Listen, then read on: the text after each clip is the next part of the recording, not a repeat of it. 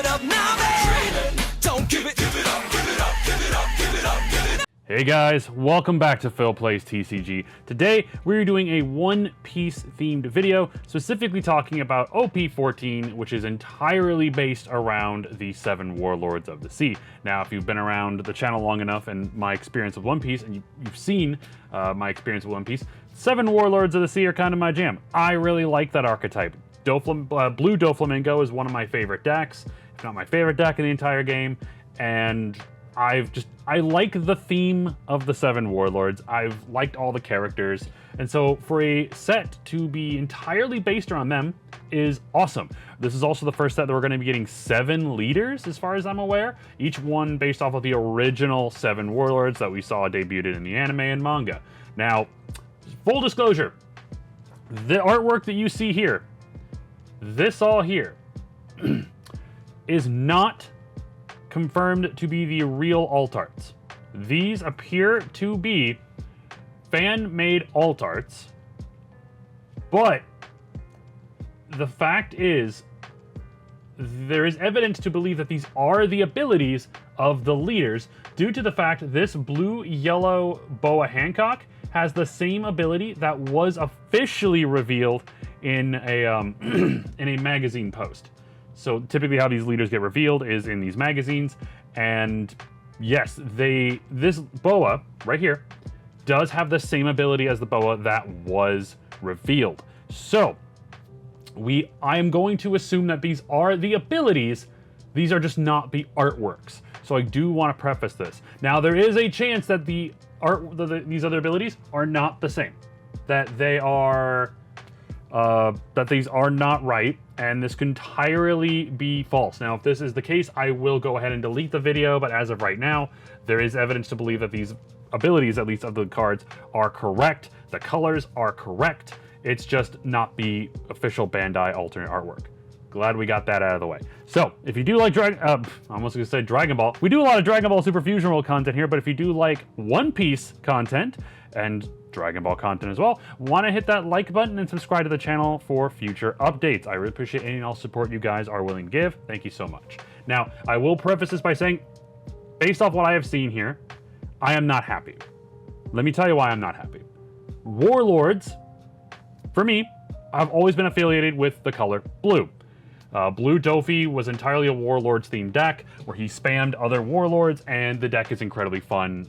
And so when I heard this set was going to be entirely based around Warlords, I assumed that almost every Warlord was going to have some connection to the color blue, because there are a crap ton of Warlords in the color blue. Now, I won't say that there's not any other Warlords in different colors, because there absolutely is. There absolutely is Warlords from different colors, but most stem from the color blue. Now, as you can tell here, just from these 5, only one card has any blue. And full disclosure, spoiler alert, none of these cards, none of these leaders have anything to do with the Warlord archetype. It's entirely their own archetypes, but they all just have the common theme of being 7 Warlords. So that to me is very disappointing. The fact that this Doflamingo right here is purple, just pure purple, not even blue purple, so he could use the blue Warlords in conjunction with the purple Don Quixote family pirate stuff, is very disheartening to me. I'm very upset, just in general. These are not what I would have picked for their colors, but we're going to go over them here. So, sorry, just had to get that rant out of the way here. Let's start out with the, actually, we'll start with Boa right over here. Now, like I said, Boa has been confirmed, has been officially revealed. This is her ability. This is just not the confirmed final artwork. It is a 4 life leader. Opponent's turn. When you play a character, draw 1 card. So when you spam a character on your opponent's turn, you get to draw 1. That's cool. With 1 Dawn, once per turn, when one of your Amazon, Lily, or Kuja pirate type characters with 5,000 base power or more is KO'd, add 1 card from the top of your opponent's life cards to their owner's hand. So that's actually really cool. So when your character is KO'd on on either turn, because it's once per turn, your opponent loses a life. That's pretty neat. No Warlord specific support, so I'll go ahead. That's a pretty neat ability, but yeah. Let's start with, we'll continue with Trafalgar Law here. In my friend group, Trafalgar Law looks to be a very popular pick. He is a 5-life red leader. Activate main. Once per turn, select 2 of your Supernova or Heart Pirates type characters. Swap the base power of the selected characters with each other during this turn. So essentially, you're able to choose, how I'm reading this, choose a Heart Pirates and a Supernova, 2 Supernovas, 2 Heart Pirates, whatever the case may be, and then swap their power. So, oh wow, you could have a 1 cost 1K and a 8 cost 8K swap powers. That is very interesting. Law leaders are always swapping things around, bouncing cards. It's a cool ability. I'm not denying that's a cool ability. I'm just mad that it doesn't work with any of the, past Warlord stuff. I'm sorry. I'll stop. It is a very cool ability though. Next we have Black Crocodile. His permanent is all of your opponent's characters cannot be removed from the field by your effects, which is very weird. So right off the bat, your stuff, you cannot get rid of your opponent's cards with effects. Nuts. Activate main once per turn. You may KO one of your characters with a type including Baroque Works. Give up to one of your opponent's characters minus 10 cost during this turn. Then you may trash 2 cards from the top of your deck. I have no idea how this ability would work. It just seems like a very weird ability. You get to minus something down to 0, even below that, and then you trash 2 cards on top of your deck. And you have to KO one of your characters to do so. Super weird to me. Not a big fan. Purple Don Quixote do Flamingo. 4 cost purple. It's a 5K purple leader, 5 life.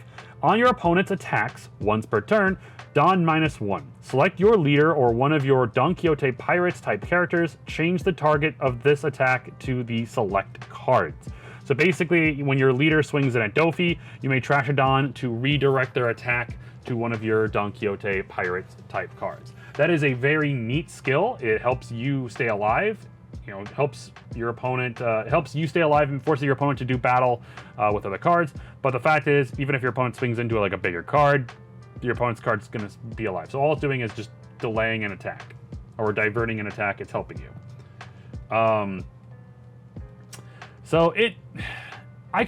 I wish this was blue-purple. I really wish this was blue-purple. Which sucks is you can't even use like the purple Don Quixote do Flamingo card we got in PRB2 because it requires your leader to be multicolored. Can't do it. He's not multicolor. So I just feel like mono purple is such a weird, I don't know, like we've already got green purple. We could have gotten blue purple. It's sad, but it is an interesting ability. And then next we have Black Yellow Gecko Moria. Now this is like one of the few leaders that actually has like some color synergy because there are a lot of Black Thriller Bark cards. And there are probably some yellow ones, but very few. But anyway, he's a 5K, 4-life Black Yellow leader. Activate main once per turn. You may KO one of your Thriller Bark Pirate type characters. Your leader and all of your characters gain 1,000 power during this turn. So, okay, you KO something on your board, everything on your board gets 1K buff. That's actually kind of neat. When attacking, you may trash 3 cards from your hand. Add up to 1 card from the top of your deck to the top of your life. Trashing 3 cards to gain 1 life? Wow. That is, I mean, if you draw a crap ton of cards, this could be really, really good. But right off the bat, I don't see a whole lot of synergy. The only synergy I get with Thriller Bark is that a lot of cards can be brought back to life from the grave with card effects. So that might be something where you can able to like respawn cards on your board so you can keep KOing cards in order to get that plus 1,000 buff.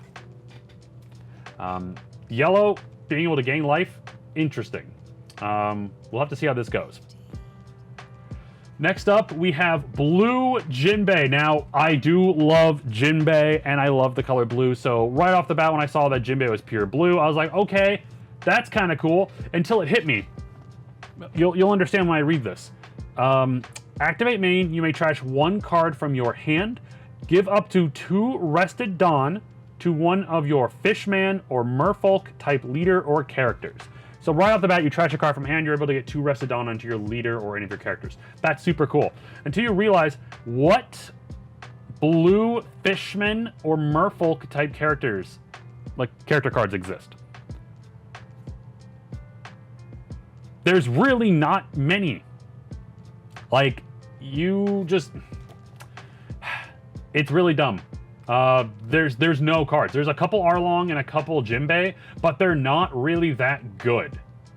And yeah, I looked them up. They're not really good. So the fact that this deck is going to heavily rely on the Fishmen type cards it gets in the archetype, which means it's not going to have a huge card pool of Fishmen type cards. Now you're going to obviously be able to throw in all the blue good stuff like Pudding, Gravity Blade, Red Rocks, but the fact that this card requires so many cards from the new set alone, and there's not a whole lot of cards to work with existing, I don't know. It's kind of annoying. I mean, it's you got to think it's easy to build the deck since it's going to be mostly in set archetype, but at the same time, the fact that this isn't blue-green, where you could have had a lot of Fishmen type cards to work with in the color green, that would have been awesome. Plus, you have some of the great removal pieces that blue has. This could have been a very cool leader, in my opinion, but nope, he's just pure blue, so he doesn't get access to any Fishmen cards that are already in existence. So, really annoying. Really don't understand it. Let me bring up the next one here. This one's a little weird. Let me just pull it up here. Here we go. This I couldn't get a good picture of the Mihawk one, but they also did reveal the official leader for Mihawk, which I'm super happy he's getting a leader. He's pure green, not blue-green or, you know, red-green. I don't know. Just I wish he would have gotten some kind of other color besides pure green. But anyway, basically his ability is if your opponent's leader has the type of Slash, this character gains 10,000 power. So basically, if your opponent is playing Zoro, good luck. Your opponent's playing Zoro, this guy automatically gets a 1k boost on both offense and defense. That's really funny. So he's basically the anti-Zoro or anti-swordsman type character because he's the best, so he has to show it off. During your once per turn, if you activate main once per turn, you may rest one of your cards if there is a character with a cost of 5 or greater on the board. Set up to 3 of your Dawn is active. Then you may play one. So you may not play characters this turn. So imagine you play the 8 cost. You play the 8 cost. Say you're at 10 Dawn. You play the 8 cost, get 4 back. You are now at you have 6 Dawn. Then you use this ability, since you now have that 8 cost body on board, you get to restand 3 more Dawn. So now you're back up to 9 Dawn. So you're essentially back at almost full, but you can't play characters. What is the point of this? I don't know. That's super weird to me. I don't really get it, but I guess I really don't have much more to offer in this. I'm just very disappointed that these did not come out to be I know this is me being disappointed. I built up expectations about the set and these leaders. I'm hoping that there will be cards that buff up the blue Doflamingo. Probably not though, because he is on his way out next year, which is very unfortunate, but I guess we will see. But guys, let me know what you think about these new leaders. Like I said, not 100% confirmed about their abilities, but at least the Boa and the Mihawk have been revealed. So there's that at least. But let me know what you think in the comments down below. Are you excited for OP14? Let me know in the comments. I would be happy to talk with you guys and let me know your thoughts and opinions. Like the video if you liked it and subscribe to the channel if you do want to see more One Piece video content like this. And I'll catch you on the next video. Take care, guys. The story goes, we find out by the treasure in the grand line, there's no doubt. The pirate whose eye is on it, he'll sing, I'll be king of the pirates, I'm gonna be king. Yago, Yago, Yago, oh, oh. His name is Luffy. That's Monkey D. Luffy. King of the